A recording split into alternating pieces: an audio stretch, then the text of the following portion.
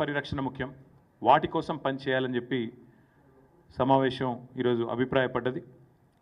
ఇందాక నేను చెప్పినట్టు ఈ 25వ సంవత్సరం సిల్వర్ జూబ్లీ ఉత్సవాలు, రజతోత్సవాల్ని సంవత్సరం మొత్తం కూడా ఒక సంవత్సరం పాటు నిర్వహించాలని చెప్పి కూడా స్థూలంగా ఒక ఆలోచనకు వచ్చినాం.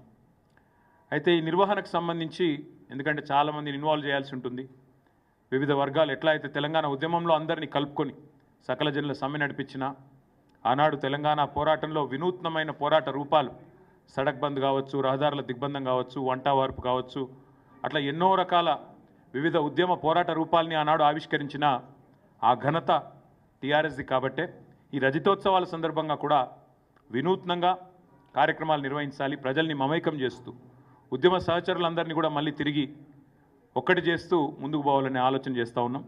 దానికి సంబంధించి రాబోయే వారం రోజుల్లో పెద్దలు కేసీఆర్ గారు కొన్ని కమిటీలను కూడా, ఎందుకంటే ఈ ఉత్సవాల నిర్వహణకు కొన్ని కమిటీల అవసరం కూడా ఉంటుంది కాబట్టి మరి కొంతమంది సీనియర్ నాయకులతో, పార్టీ ముఖ్యులతో, అదేవిధంగా పార్టీయేతర వ్యక్తులతో, తెలంగాణ ఉద్యమంతో పెనవేసుకొని అనుబంధం ఉన్న వ్యక్తులతో కూడా కొన్ని కమిటీలను కూడా ఈ రాబోయే వారంలో ప్రకటించబోతూ ఉన్నాం.